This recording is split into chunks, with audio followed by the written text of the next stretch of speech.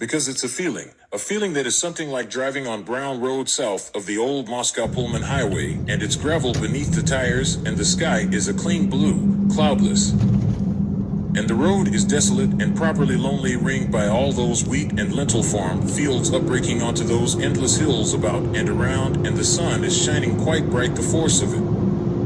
Confusing to the senses, for it looks to be warmer than the high 40s one can feel on the skin on this late March afternoon, if one would let down a window in the car.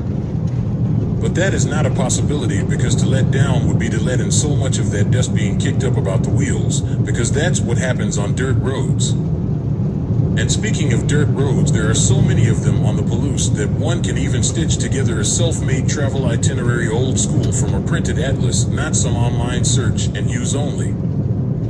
Dirt roads to travel from either Pullman or Moscow to Easter Sunday Mass at St. Boniface. Back on the old Moscow-Pullman highway, and driving and smiling, wanting nothing more out of life, find a hot spring dug out on the side of the road.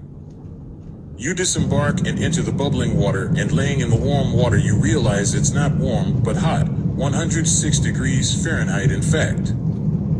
But that whoever had made this had made sure to mind his manners, and left you a little wooden bench to get out and cool off upon, and 2 bottles of water below it, and even a bottle which turns out, upon closer inspection, to be 2 bottles of locally brewed beer from somewhere here, made just for the sitting and sipping and the getting out getting in you do until the sky turns orange and the sun sets beneath those hills, you yourself tired, eventually exhausted, unto eyes as heavy as the carbon and manganese I-beam railroad rails crisscrossing these parts, lately out of use, but still useful.